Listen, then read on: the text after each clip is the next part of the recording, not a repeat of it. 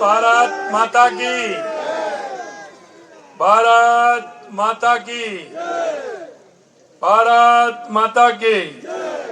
वंदे वंदे वंदे। आज के इस कार्यक्रम में सरदार 150 यूनिटी मार्च पदयात्रा के यमुना प्रवाह पदयात्रा के शुभारंभ पर मंच पर विराजमान राजस्थान भारतीय जनता पार्टी के मुखिया, हमारे प्रदेश के अध्यक्ष सम्मानीय मदन राठौड़ जी, हमारी पार्टी के पूर्व प्रदेश अध्यक्ष भाई अशोक परनामी जी, हमारी जयपुर शहर की लोकप्रिय सांसद श्रीमती मंजू शर्मा जी, राष्ट्रीय प्रभारी यमुना प्रवाह यात्रा श्री विनय त्यागी जी, हमारे पार्टी के वरिष्ठ नेता और मालवीय नगर से विधायक सम्मानीय कालीचरण जी सराफ साहब, हमारे प्रदेश के महामंत्री और विधायक भाई जितेंद्र गोटवाल जी, हमारे सिविल लाइन के विधायक भाई गोपाल शर्मा जी, हवा महल के विधायक बाल मुकुंदाचार्य जी, जयपुर शहर के जिला अध्यक्ष अमित गोयल जी, युवा मोर्चा के प्रदेश अध्यक्ष भाई अंकित चेची जी, चंद्रमोहन बटवाड़ा जी, यमुना प्रवाह पदयात्रा संयोजक उत्तर प्रदेश वरुण गोयल जी, यमुना प्रवाह पदयात्रा संयोजक हरियाणा जयदेव जी, और इस यात्रा में आए सभी मेरे युवा साथियों, भाई और बहनों, सबसे पहले तो मैं जयपुर आने पर और यहाँ से इस यात्रा के शुभारंभ के अवसर पर आप सभी को बहुत बहुत शुभकामनाएं देता हूँ, बहुत बहुत बधाई देता हूँ। मित्रों, आज आप देख रहे हैं एक ऐसे व्यक्तित्व को जिन्होंने अपने संघर्ष, अपनी दृढ़ इच्छा के साथ देश को एकता के सूत्र में बांधने का काम किया। आज हम देश के यशस्वी प्रधानमंत्री नरेंद्र मोदी जी के नेतृत्व में ऐसे लौह पुरुष सरदार वल्लभ भाई पटेल की 150वीं जयंती मना रहे हैं। इस अवसर पर आयोजित इस यूनिटी मार्च में आप सभी आए हैं, इसके लिए मैं आपका अभिनंदन करता हूं। और आपसे यह भी मैं कहना चाहता हूं कि सरदार पटेल ने अपनी दूरदर्शी सोच, साहसी निर्णयों से भारत को एक करने का जो अद्भुत कार्य किया, वह हमेशा याद किया जाएगा। माननीय प्रधानमंत्री नरेंद्र मोदी जी के आह्वान पर आप देख रहे हैं कि आप जिन लोगों ने कभी ऐसे आजादी के दीवाने, जिनका आजादी की लड़ाई में कितना बड़ा संघर्ष रहा, कभी उन लोगों ने याद नहीं किया। लेकिन देश के यशस्वी प्रधानमंत्री नरेंद्र मोदी जी ने इस उपलक्ष्य पर सरदार यूनिटी मार्च भी पूरे देश में किया गया है। आज इस मार्च के अंतर्गत यमुना प्रवाह की बस यात्रा का आयोजन यहां से हो रहा है। यात्रा में राजस्थान, हरियाणा, उत्तर प्रदेश और मध्य प्रदेश के युवा इसमें भाग ले रहे हैं।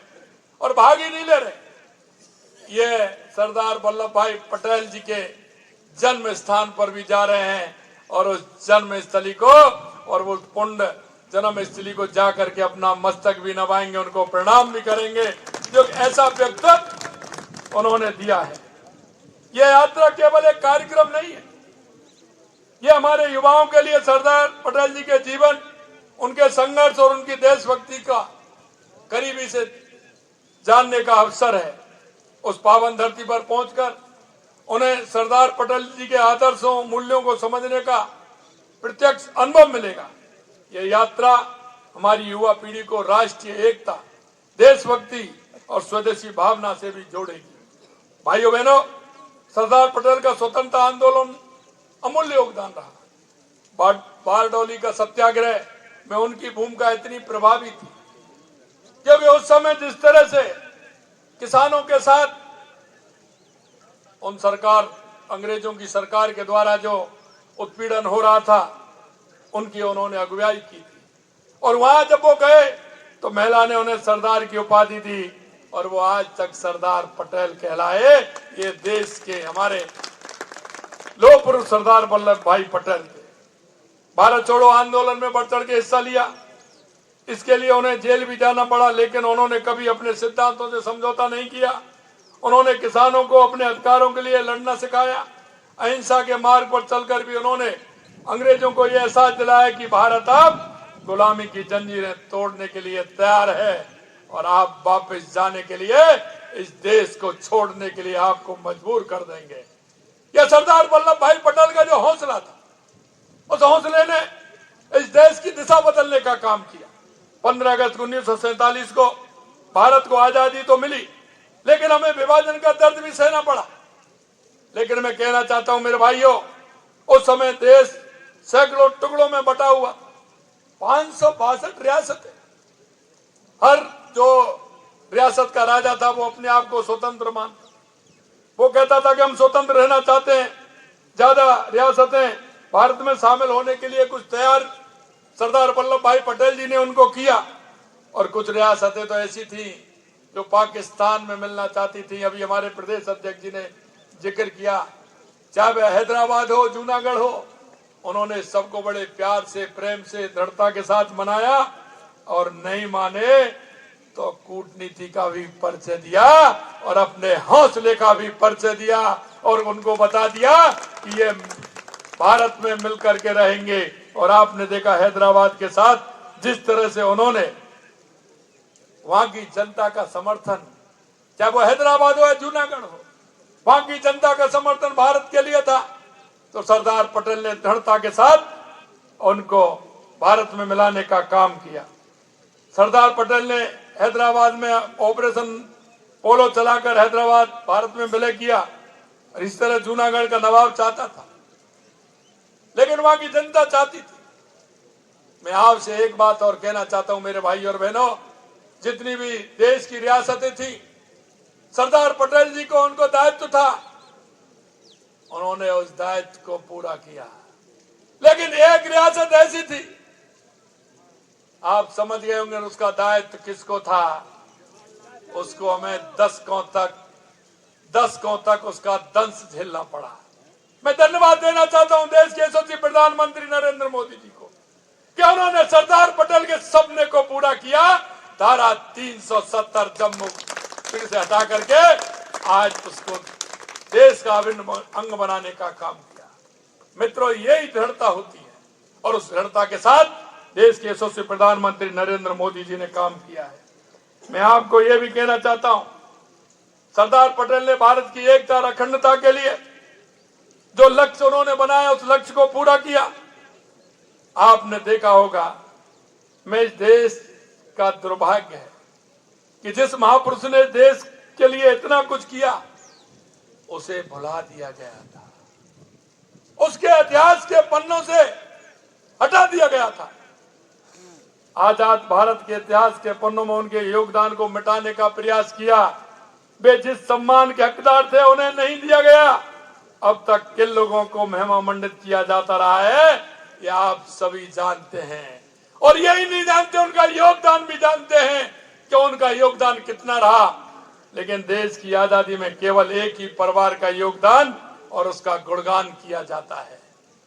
मैं आपको कहना चाहता हूं मेरे भाइयों, लेकिन आज समय बदल गया, आज समय बदला है, और आप देख रहे हैं लगातार यशस्वी प्रधानमंत्री नरेंद्र मोदी जी के नेतृत्व में सरदार पटेल की विरासत को आगे बढ़ाने का बीड़ा उठाया है।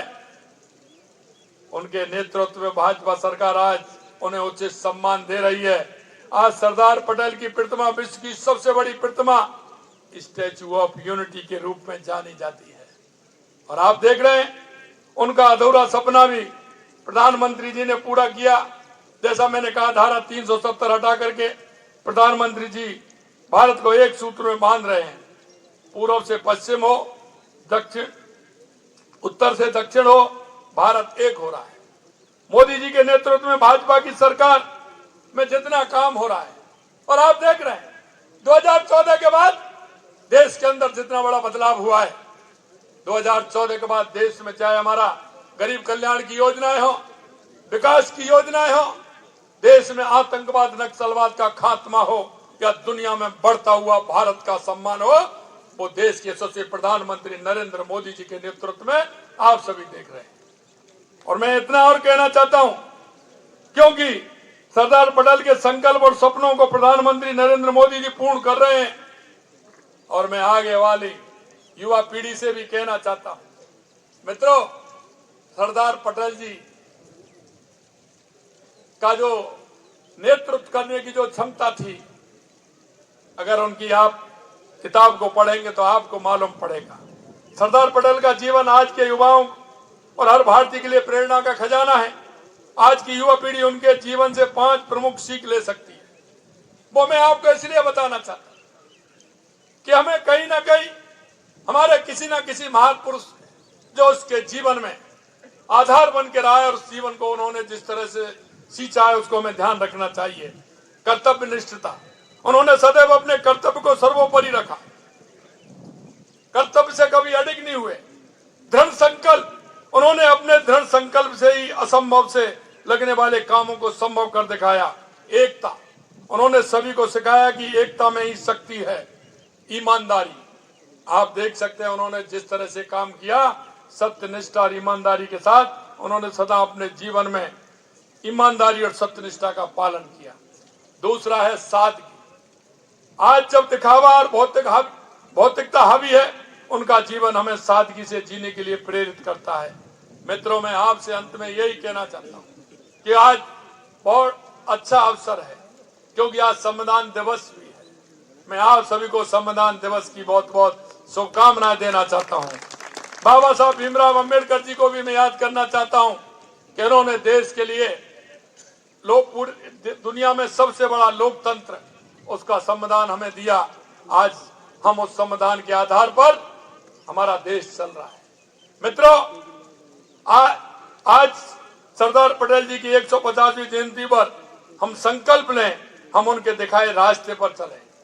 मैं आपसे एक और कहूंगा कि हमारे हर युवा को ये संकल्प लेना चाहिए, क्योंकि हम हमेशा से कहते हैं कि हमारे लिए देश पहले है। हम तो यहाँ तक हमारी पार्टी के अंदर भी पहला जो वक्तव्य होता है हमारा, हम राष्ट्र सर्वोपरि की बात करते हैं।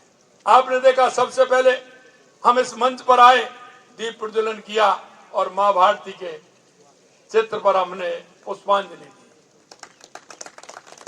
ये हमारे संस्कार में, हमारे विचार में, हम राष्ट्र को पहले मानते हैं, पार्टी को दूसरे नंबर मानते हैं और व्यक्ति को तीसरे नंबर पर मानते हैं।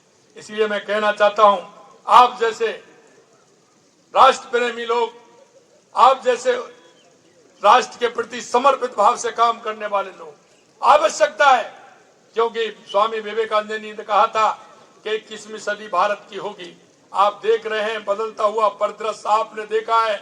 उस नरेंद्र ने कहा और ये नरेंद्र करके बता रहे हैं, ये नरेंद्र करके बता रहे हैं। युवा साथियों, मैं अंत में इतना कहना चाहता हूं कि पूरा विश्व भारत की तरफ देख रहा है, देश के यशस्वी प्रधानमंत्री नरेंद्र मोदी जी की तरफ देख रहा है। और आज